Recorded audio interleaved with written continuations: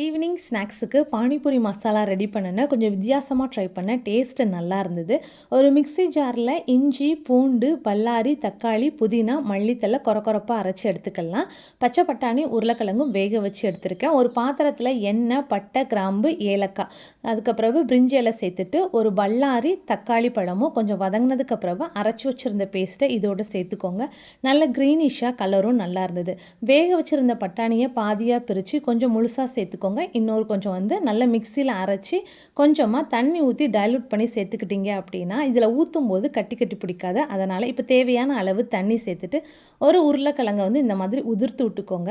இப்போ உப்பு, மஞ்சள் பொடி, வத்தல் பொடி, கரம் மசாலா தூள், மல்லித்தூள் சேர்த்து கொதிக்க விட்டுறலாம். உங்களுக்கு தண்ணியாக இருக்குது அப்படின்னு ஃபீல் பண்ணிங்கன்னா ஒரு அரை டீஸ்பூன் அளவுக்கு கார்ன்ஃப்ளான் மாவு கரைச்சி விட்டுக்கோங்க. ஸோ நல்லா கொதிச்சதுக்கப்புறம் மல்லித்தலை விட்டிங்கன்னா சூப்பரான பானிபூரி மசாலா ரெடி ஆயிடுச்சு. தேங்க்யூ ஃபார் வாட்சிங்.